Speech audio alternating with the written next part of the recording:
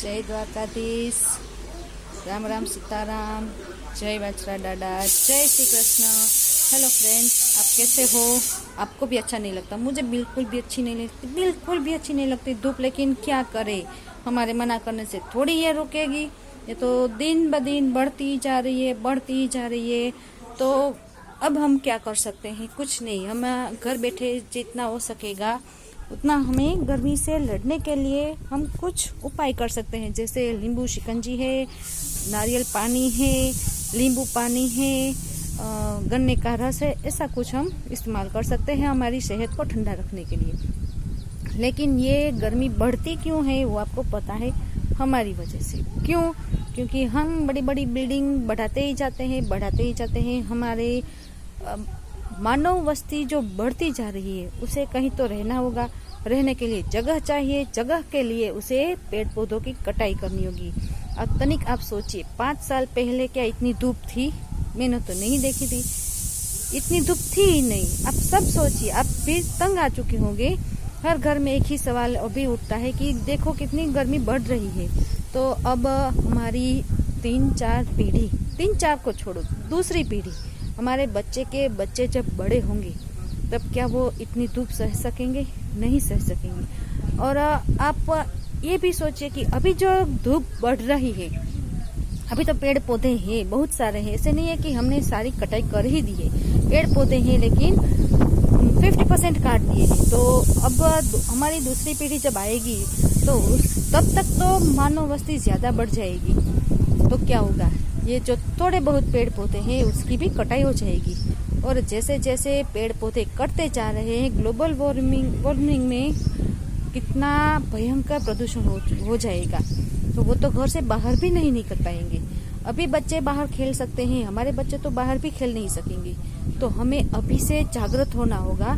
हमें अभी से उनके लिए, हमारी आने वाली सारी पीढ़ी के लिए हमें कुछ करना होगा। तो जागो, अभी से जागो। आप पेड़ पौधे लगाओ। हमारा घर छोटा है, कोई बात नहीं, हमारे टेरेस पर छोटे छोटे गार्डन लगाओ। छोटा पौधा होगा वो भी हमारे प्रदूषण को कम करने के लिए बहुत है। तो जिसके पास जगह ज्यादा हो वो बड़े पेड़ लगाओ, जिसके पास जगह थोड़ी हो वो छोटे छोटे पौधे लगाओ। हमारे घर के इर्द गिर्द इतने पेड़ पौधे हैं। आपने हमारा व्लॉग पहले देखा होगा, आगे का देखा होगा, तो आप देख सकते हैं कि हमारे घर के इर्द गिर्द सारे इतने पेड़ पौधे हैं, फिर भी हमें इतनी धूप लगती है, इतनी गर्मी लगती है। तो आप तनिक सोचिए कि जहाँ पेड़ पौधे नहीं होंगे उसकी क्या हालत हुई होगी। और एक बात मैं और भी बताना चाहती हूँ कि मानसून आ रहा है, तो अभी सारे किसान जो है वो खेत को तैयार कर रहे हैं। मानसून आने से पहले हमारे खेत को हमें पहले से तैयार रखना पड़ता है, ताकि जैसे ही पहली बारिश हो जाए तो जो भी फसल बोनी हो, ज्यादातर तो मानसून में क्या होता है कि मूंगफली ही बोई जाती है। तो जिस किसी को भी नई फसल लेनी है उसे अपना खेत रिपेयर करना होगा, उसे तैयार करना होगा। तो मूंग उड़द है, चोरी है, ये सब जिस किसान ने भी बोए थे वो निकल चुके हैं, उसे बाहर निकल दिया है। खेत खाली हो चुका है। तो अभी पहले नविया चलाया जाता है। हमारा जो खेत का पार्टनर है राणा भाई, उसने पहले 3 दिन से खेत में ही है, दिन और रात घर पर गए ही नहीं है। तो इतनी धूप में भी वो दोपहर में 2 घंटे ही आराम करते हैं, बाकी वो खेत को रिपेयर करने में लगे ही है। तो पहले उसने हमारे खेत में क्या किया, नविया लगाया, उसके बाद पोल लगाया ताकि हमारी जो जमखेत है वो फ्लैट हो जाए। उसके बाद उसके बाद मैं भूल गई हूँ, क्योंकि मुझे ज़्यादा खेती के बारे में जानकारी नहीं है ना।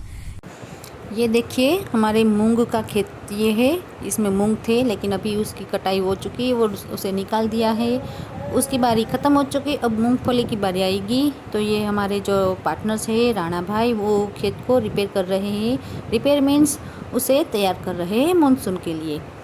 पहले नविया, फिर पावड़ा, फिर चिपिया, फिर इस तरह से 4 बार शायद इसमें कुछ हथियार चलाए जाते हैं खेती के। ये देखिए, तो क्या होता है कि वो उसमें जो मिट्टी के ढेर बन चुके होते हैं, फसल ली होती है तो उसमें पानी भी चलता है, पानी की वजह से उसमें मिट्टी के ढेर बन जाते हैं, तो उसे तोड़ फोड़ कर उसे स्मूथ बनाया जाता है, ताकि मानसून में जब बारिश आ जाए तो बारिश आने के बाद उतर बारिश का पानी है वो खेत के भीतर तक चला जाए और इसमें मॉइस्चराइज़र बढ़ जाए। हम जब मूंगफली के दाने इसमें बोएंगे तो खेत के पूरे खेत में मॉइस्चराइज होना ज़रूरी है, ताकि मूंगफली के दाने पूरे के पूरे निकल जाए। तो ये राणा भाई जो है वो खेती का काम कर रहे हैं, हमारे खेत को अच्छे से संभाल भी रहे हैं। बहुत मेहनती है ये, और हमें कोई किसी भी तरह की टेंशन नहीं है इनके आने से। ये देखिए, ये मूंगफली का खेत तो और ये सारे खेत तो ये अच्छे से संभाल रहे हैं।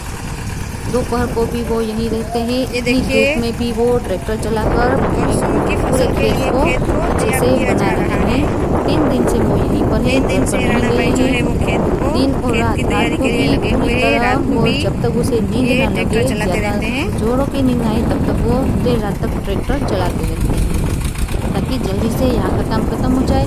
उसके बाद वो अपने खेत का काम शुरू करेंगे। अभी उनके खेत में से मूंग है वो मूंग की कटाई हुई है, अभी निकाला नहीं है। यहाँ काम ख़त्म करके वो वहाँ पर ख़त्म करेंगे।